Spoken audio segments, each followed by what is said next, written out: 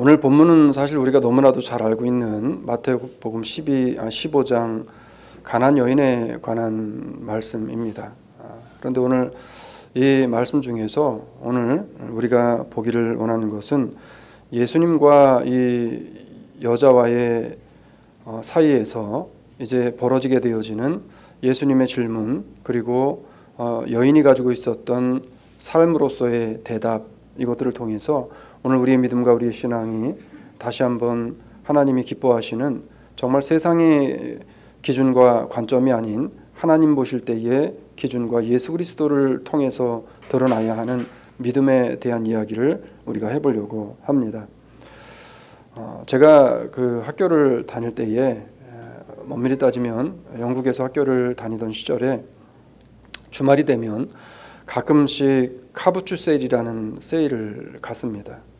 그러니까 넓은 공원에서 영국 사람들이 각자 쓰다가 쓰지 않는 물건들을 가지고 나와서 공원 한켠에 차를 대놓고 차 트렁크를 오픈을 합니다. 그리고 오픈을 하고 트렁크 안에다가 자신이 팔고자 하는 물건들을 이제 놓고 그 다음에 밖에다가도 내놓기도 하고 하면서 물건을 팝니다. 토요일과 주일만 하기 때문에 주일은 교회를 가야 되니까 토요일 날 한 번씩 어쩌다 가게 되어집니다. 힘들고 외로운 고학생활 가운데에서 그래도 다수한 여러 종류의 사람들이 와서 물건을 파는 것들을 보고 사람들과 부딪히면서 심신의 외로움을 달랬었던 기억이 납니다.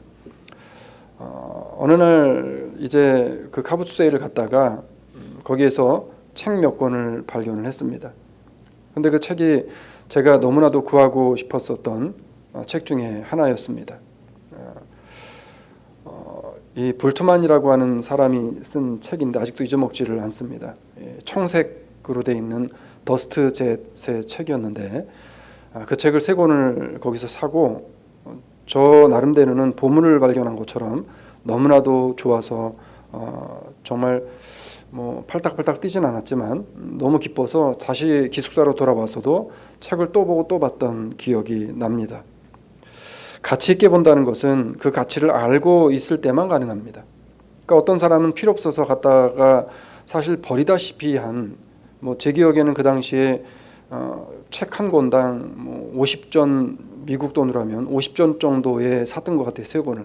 그러니까 그 사람들에게는 50전의 값어치밖에 없지만 저에게 있어서는 그게 수백 불, 수천 불보다도 더 값어치 있는 그러한 물건이었던 겁니다. 그러니까 가치는 그 가치를 알고 있는 사람에게만 가치 있게 되어집니다. 오늘 본문은 가나안 여자의 딸에게서 귀신을 내어 쫓으시는 예수 그리스도께서 가나안 여자에게 하시는 말씀을 통해서 예수님께서 우리들에게 요구하시는 믿음이 무엇인지를 우리가 한번 생각해 보길 원합니다. 가나안 여자에게 예수님은요, 그곳에 모여 있었던 다른 수없이 많은 사람들이 보지 못한 가치를 예수 그리스도를 통해서 깨달았던 사람이 바로 이 가나안 여인이었습니다. 그러니까 다른 사람들, 특히나 예수님을 날마다 따라다니고 함께 동고동락을 했었던 예수님의 12 제자들도 예수님에 대한 가치를 깨닫지 못하고 있을 그때에 소위 종교의 지도자들이라고 했었던 그 당시에 수없이 많은 목회자들, 그리고 유대인들과 바리새인과 서기관들까지도 역시 예수님을 따라다녔지만 예수님의 바른 값어치를 깨닫지 못하고 있었던 그때에 이 여자는 예수님의 가치를 깨닫게 되어집니다. 그 예수님의 가치를 알고 깨달았던 여자의 행동을 통해서 예수님께서는 우리에게 무엇인가를 지금 말씀하시기를 원하시고 있다라고 하는 겁니다. 바라기는 오늘 내가 다시 확인하고 확신해야 할 예수 그리스도에 대한 가치를 다시 찾고 사람들의 기준이 아닌 예수 그리스도의 기준으로 큰 믿음이 무엇인지, 큰 믿음의 사람으로 우리가 다시 한번 세워지는 그러한 시간이 되어지기를 소망합니다. 첫 번째는 그러면 예수 그리스도의 가치를 찾게 되어지면 어떤 일이 벌어지게 되어지는가? 구원의 예수님을 믿게 되어집니다. 그러니까 믿음은 뭐냐면, 큰 믿음은 구원의 예수 그리스도를 분명히 믿고 확신하는 것입니다. 우리가 믿음에 대한 시리즈를 처음에 시작할 때에 첫 시간에 있었던 게 뭐냐면 믿음은 확신하고 확인하는 거라고 말씀을 드렸었습니다. 자, 성경은 가나안 여자, 그러니까 이방 여자라는 것을 강조해요. 왜 성경에서 그러면 이 여자에 대해서 굳이 이방인이요, 이방 여자요, 그리고 이 여자가 유대인이 아니었다는 사실을 굳이 강조를 하셨을까라고 하는 겁니다. 성경은 마가복음 7장 25절로 26절에서 우리에게 이렇게 이야기를 합니다. 같이 갑니다. 시작. 이에 더러운 귀신 들린 어떤 딸을 둔 한 여자가 예수의 소문을 듣고 곧 와서 그 발 아래 엎드리니 그 여자는 헬라인이요 수로보니게 족속이라 자기 딸에게서 귀신 쫓아주시기를 간구하거늘. 자, 본문에 보게 되어지면, 오늘 읽었던 성경에 보게 되어지면 이 여자는 어떤 족속이라고요? 헬라인이요 수로보니게 족속이라. 그러니까 이방인 중에서도 상종 못할 이방인인 겁니다. 그런데 이 여인이 예수님을 직접 만난 적이 있다고 합니까? 없다고 합니까? 없다고 해요. 근데 예수님에 대한 뭐를 들었어요? 여자가 소문을 들었습니다. 자, 복음을 들었단 말이에요. 그게 직접적으로 누구를 통해 들었든지 복음을 들었어요. 자, 복음을 듣고 여자의 반응은 어떻게 했냐면 우물쭈물하지 않았습니다. 망설이지 않았습니다. 재지 않았습니다. 곧바로 누구에게로 달려왔어요? 예수님을 찾아 달려오게 되어집니다. 자, 헬라인이며 수로보니게 족속의 가난 여자. 그러니까 예수님이 어떤 분이신가를 이 여자는 이미 들어서 알고 있었다는 겁니다. 알고 있다라고 하는 건 뭐냐면 값어치를 알고 있다는 겁니다. 성경에서 이 여자의 출생의 신분에 대해서 언급하시는 이유가 분명히 있죠. 왜 이 여자를 굳이 가나안 여자요, 이방 여자요, 헬라인이요, 수로보니게의 족속의 여자라는 것을 강조했을까요? 이유는 간단합니다. 성경에서 구원이라고 하는 것, 그리고 메시아를 받아들일 수 있고 하나님의 은혜를 입어 구원받을 수 있는 이 사람들, 그 인종은 누구밖에 없다라고 성경에서 이야기를 했고 유대인들이 그때 믿고 있었는지를 우리가 생각해 보면 됩니다. 로마서 3장 1절로 2절을 우리 같이 보도록 하겠습니다. 그런즉 유대인이 나음이 무엇이며 헬라인의 유익이 무엇이뇨? 범사에 많으니 첫째는 저희가 하나님의 말씀을 맡았습니다. 자, 그러니까 유대인이 이방인들보다 나은 게 뭐냐는 거예요. 나은 게 뭐냐면 하나님의 말씀을 맡은 사람들이라는 겁니다. 그러니까 하나님께서 자기들을 택해 주셨다는 겁니다.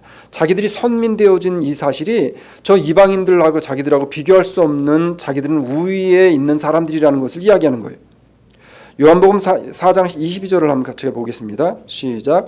너희는 알지 못하는 것을 예배하고 우리는 아는 것을 예배하노니 이는 구원이 유대인에게서 남이니라.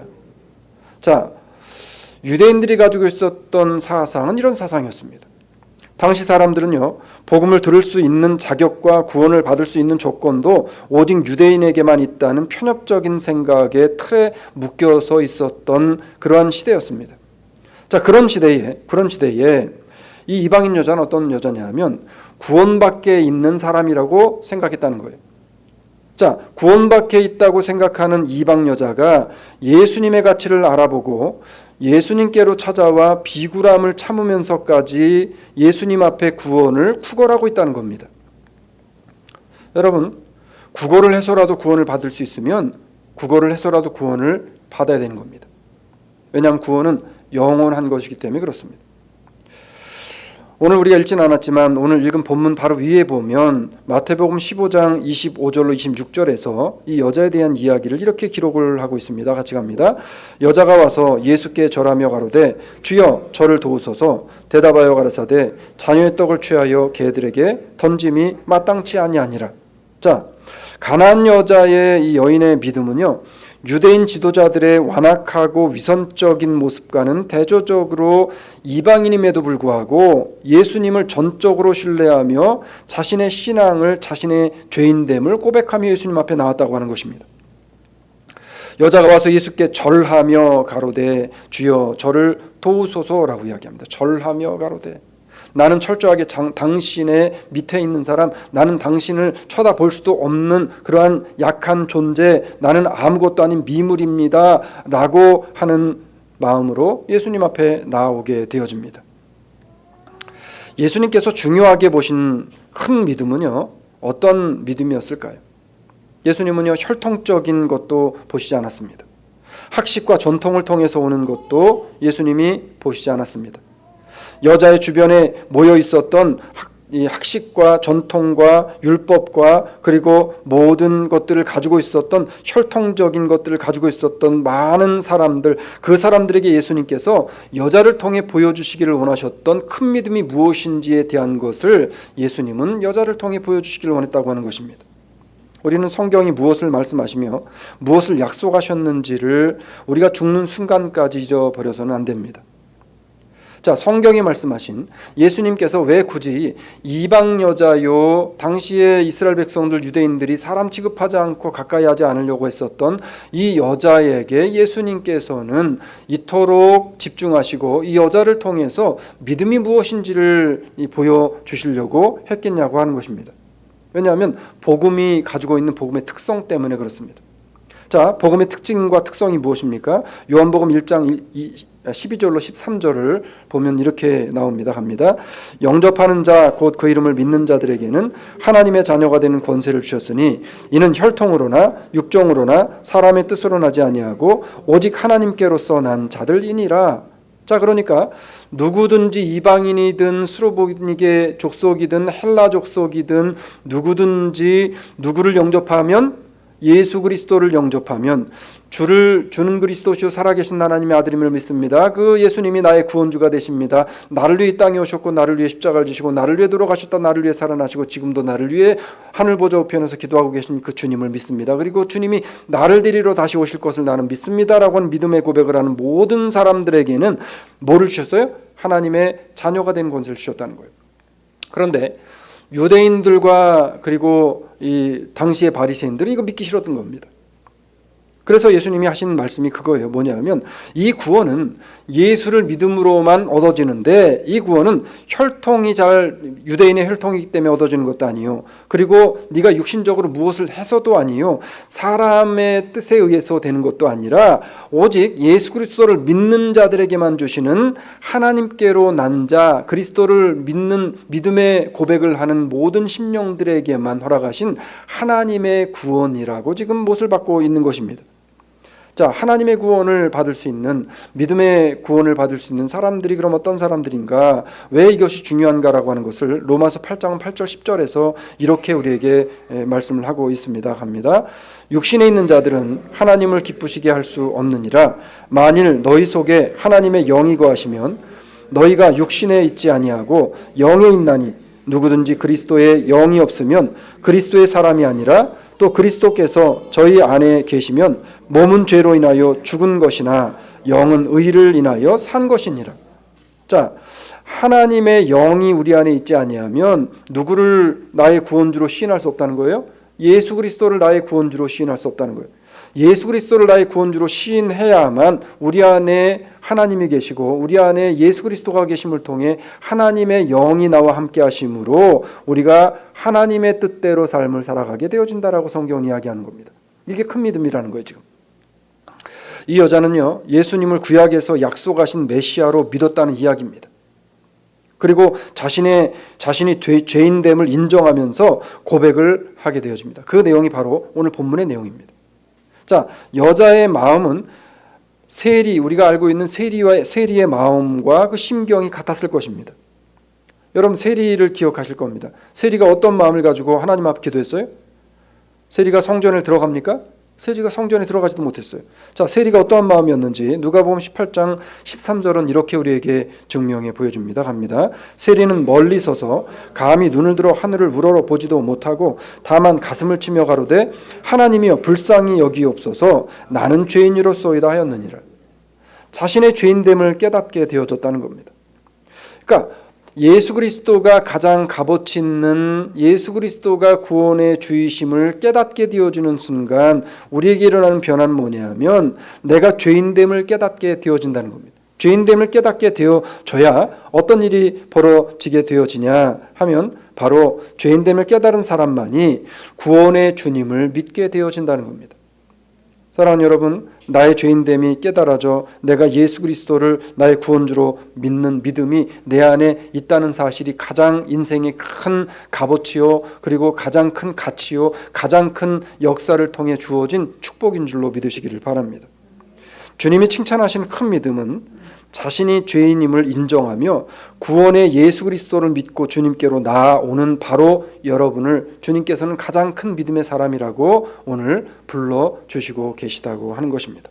그러면 예수 그리스도가 가장 인생의 큰 값어치로 믿어지고 주님이 나를 구원의 백성으로 불러주신 사람은 그러면 어떤 삶을 살아가야겠는가?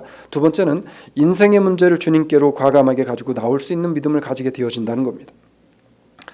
이거 뭐 하나님 앞에 기도한다고 되겠어? 라고 말하는 게 아니라 하나님 앞에 가지고 나아가면 반드시 하나님이 응답하시고 이루어 주실 줄로 나는 믿어 라고 하는 믿음을 가지고 끝끝내 끝까지 그 믿음을 잃어버리지 않고 하나님 앞에 나오는 것, 이게 큰 믿음이라는 거예요. 성경은 지금 큰 믿음은요, 내 인생의 문제를 주님께 가지고 나오는 것이 큰 믿음이래요. 가나안 여인에게 가장 큰 고통과 아픔은 귀신 들린 딸이었고요, 자신이 해결할 수 없는 인생의 문제를 주님께로 가지고 나오는 것이 이 여인의 가장 큰 믿음이었습니다. 오늘 읽지 않았지만 15장 21절로 22절에 보게 되어지면 이 여인이 자신의 죄를 예수님 앞에 내어놓고 이렇게 본인에 대해서 고백을 하게 되어집니다. 같이 갑니다. 예수께서 거기서 나아가사 두로와 시돈 지방으로 들어가시니 가나안 여자 하나가 그 지경에서 나와서 소리질러 가로되 주 다윗의 자손이여 나를 불쌍히 여기소서 내 딸이 흉악히 귀신 들렸나이다. 자, 먼저 이 여자가 가장 중요한 고백을 하는데 주 다윗의 자손이요, 구약시대에 약속하신 오시겠다고 약속하신 메시아로 나는 당신을 믿습니다. 주님, 나의 메시아로 오신 주님께서 이방인인 나에게도 구원을 베푸시되 나를 불쌍히 여겨달라는 거예요. 나의 죄를 용서해달라는 겁니다. 그리고 나를 불쌍히 여겨주시고 내 딸을 고쳐달라는 겁니다. 여자는 인생의 문제를 가지고 예수님께로 나왔습니다. 예수님의 냉담한 말씀에도 불구하고 여자는 끝까지 어떻게 합니까? 끝까지 매달립니다. 그 끝까지 매달린 이유가 뭘까요, 여러분? 사람이 무엇인가에 끝까지 매달릴 때에는 그 매달리는 이유가 뭐예요? 확신하기 때문에 그런 겁니다. 자, 그 이유에 대해서 신앙의 깊이와 믿음의 정도가 그 이유에서 드러나게 되어집니다. 그러니까 끝까지 매어달리는 이 여인의 모습을 통해 그 여인의 신앙의 깊이, 믿음의 정도가 드러나는 거예요. 조금 하다가 포기하고 뭐 한 2년 하다가 3년 하다가 5년 하다가 10년 하다가 뭐 길게 20년 하다가 그만두는 게 아니라 끝까지 가는 겁니다. 끝까지 가는 거예요. 언제까지? 주님 오시는 그날까지, 약속이 성취되어지는 그날까지. 분명한 사실은 여자는 주님께 문제를 가지고 오면 반드시 해결함을 받을 것이라는 믿음을 가지고 있었다는 거예요. 그렇기 때문에 개, 돼지보다 못한 취급을 당하면서도 포기하지 않는 겁니다. 우리는 한 번도 하나님 앞에 이런 취급을 당한 일이 없습니다. 그럼에도 불구하고 어때요? 많은 사람들이 조금 해보다가 몇 년 해보다가 한 10년 해보다가 뭐 길게 한 20년 해보다 안 되면 포기해버립니다. 아, 하나님의 뜻이 아닌가 보다 라고 하는 거. 여러분, 하나님의 뜻이 아닌가 보다도 내가 결정하는 것이 아니라 하나님께서 마지막에 결정하시는 거예요. 성경은 뭐라고 우리에게 이야기합니까? 마가복음 11장 24절에 이렇게 이야기합니다. 너희가 기도할 때 이렇게 기도하라는 거예요. 같이 갑니다. 그러므로 내가 너희에게 말하노니 무엇이든지 기도하고 구하는 것은 받은 줄로 믿으라. 그리하면 너희에게 그대로 되리라. 자, 중요한 말씀은 그리하면입니다. 그리하면. 자, 그리하면 어떻게 하면? 받은 줄로 믿고 기도하면. 이 여자는 이미 예수님께서 자신의 기도를 들어 응답하신 줄로 믿고 나와 기도했다는 거예요. 제 말이 아니라 성경이 그것을 증명해 보입니다. 이 여인은 받은 줄로 믿고 예수님 앞에 나와 그 수모를 당하면서도 끝까지 끝끝내 기도했더니 주님께서 그 믿음에 대해서 이렇게 칭찬하시면서 응답을 하시게 되어지는데, 오늘 본문 28절입니다. 갑니다. 시작. 이에 예수께서 대답하여 가라사대 여자여, 내 믿음이 크도다. 내 소원대로 되리라 하시니 그 시로부터 그의 딸이 나으니라. 아멘. 여러분, 오늘 이 예수님의 이 선포의 말씀, 예수님의 이 응답의 말씀이 오늘 저와 여러분들의 응답, 여러분들에게 주신 하나님의 특권적인 섭리의 축복이 되어질 줄로 믿습니다. 그러기 위해서는 우리가 어떻게 돼요? 받은 줄로 믿고 하나님 앞에 기도하는 겁니다. 우린 여자가 주님을 찾아와서 끈질기게 매달리는 모습을 통해서 과거의 야곱의 모습과 오버랩이 되어집니다. 야곱이 어떻게 기도했어요? 야곱이 하나님 앞에서 기도할 때에 창세기 32장 26절을 보면 이렇게 하는 겁니다. 같이 갑니다. 그 사람이 가로되 날이 세려하니 나로 가게 하라. 야곱이 가로되 당신이 내게 축복하시지 아니하면 가게 하지 않겠나이다. 자기 죽겠다는 거예요. 거기서 천사와 씨름하면서 죽겠다는 겁니다. 이 여자가 예수님의 바지가랭이를 붙잡고 들어주면서 죽겠다는 거예요. 지금 주님이 들어주실 때까지 나 여기서 있겠다는 겁니다. 나를 죽이든지 주든지 하라는 거예요. 그랬더니 결국에 야곱을 하나님께서 축복해 줍니다. 예수님께서 여인의 소원을 들어줍니다. 예수님께서는 이것을 큰 믿음이라고 말씀하는 거예요. 자, 예수님께서 여자에게 주신 가장 큰 축복의 말씀이 뭐냐면 여자야 내 믿음이 크도다라고 이야기했다는 거예요. 신구약 성경을 통틀어서 나오는 믿음의 인물들 600명이 넘는 이 인물들 가운데서 여러분 하나님께서 내 믿음이 크다라고 큰 믿음으로 칭찬하신 사람이 몇 명이나 될까요? 예수님의 제자들 가운데 12명 가운데 예수님이 그 제자들의 믿음을 향해서 제자야 내 믿음이 크다라고 예수님 앞에 큰 믿음으로 칭찬받은 제자가 있었나요? 여러분 대단히 중요한 사건입니다. 어떻게 이 여자는 예수님으로부터 내 믿음이 크다라고 하는 칭찬을 들을 수 있었겠는가라고 하는 거죠. 본문 속의 여자나 야곱은요, 자신들의 문제가 원하는 때에 이루어지지 않는다 할지라도 실망하지 않고 끝까지 인내하며 주님께서 들어주실 그날을 기다리며 하나님 앞에 나와 하나님 앞에 무릎으로 살았다는 겁니다. 성경은요, 응답이 늦어져도 실망하지 말라고 말씀합니다. 우리 응답 좀 늦어지면 실망하잖아요. 하나님 왜 나에게만 이러십니까? 라고 이야기하잖아요. 실망하지 말라는 거예요. 잠언서 10장 12절은 이렇게 이야기를 우리에게 합니다. 갑니다. 소망이 더디 이루게 되면 그것이 마음을 상하게 하나니 소원이 이루는 것은 곧 생명의 나무니라. 자, 소망이 더디 이루어진다고 실망하지 말라는 거예요. 결국은 이 소망은 믿는 자에게 하나님 이루어주시는데 그 이루어주심의 끝에 가면 결국 네가 이것을 통해서 하나님의 생명의 은혜를 경험하게 되어진다는 겁니다. 포기하지 말라는 거예요. 인생의 문제든지 사업의 문제든지 교회의 문제든지 사람과 사람의 문제이든지 개인적인 신앙의 문제이든지 인내하며 주님께 들고 나오면 반드시 응답해 주신다는 믿음으로 끝까지 기다리며 큰 믿음의 사람의 삶을 살아가는 우리들이 되어지기를 소망합니다. 말씀을 맺으려고 그래요. 주님으로부터 오는 큰 믿음의 사람이라는 칭찬을 받을 수 있는 사람은요, 예수님을 인생의 가장 큰 가치로 두고 예수님께로 모든 문제를 가지고 나와서 주님께 맡길 수 있는 사람이라고 오늘 성경은 이야기합니다. 그 사람의 대표적인 사람이 오늘 가나안 여인이었던 거예요. 가나안 여인은요, 자신의 인생의 염려거리를 들고 예수님 앞에 나왔습니다. 그 예수님 앞에다 자신이 죄인됨을 고백했습니다.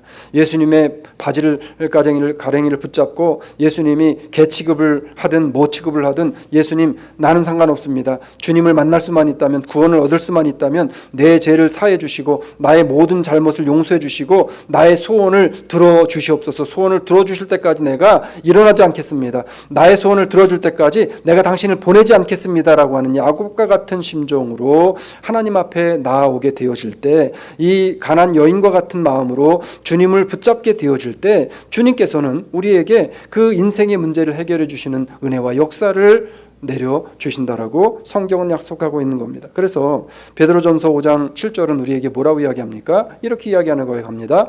너희 염려를 다 주께 맡겨버리라. 이는 저가 너희를 권고하심이라. 아멘.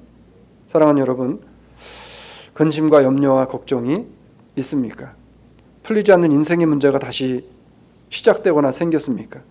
너무 애쓰지 마시고 주님 앞에 내려놓고 맡겨 놓으시고 이 여인이 기다렸던 것처럼 이 야곱이 기다렸던 것처럼 힘들지만 인내하며 끝까지 견디다 보면 주님께서 반드시 이루어 주시고 주님께서 반드시 응답해 주신다는 믿음을 가지고 끝까지 인내로 나의 기도를 응답의 길로 이끌어내는 그러한 큰 믿음의 사람들이 되어지기를 소망합니다.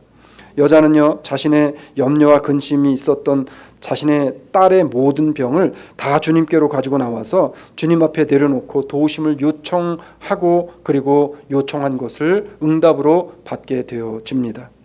여러분, 좋은 책을 카부추 세일에서 건진 것과는 비교할 수 없는 참빛 대신 예수 그리스도, 구원의 그리스도를 인생의 가장 큰 가치로 발견한 우리들이 이번 한 주간의 삶을 시작하고 살아갈 때에 인생에 조금 문제, 조그만한 걱정과 염려들이 있다 할지라도 이것에 넘어지지 말고 이것을 오히려 넘어설 수 있는 확실한 믿음을, 흔들리지 않는 믿음을 가지고 이 모든 문제를 해결하시는 그리스도를 경험하는 한 주간의 삶을 사시게 되어지기를 주의 이름으로 축원합니다.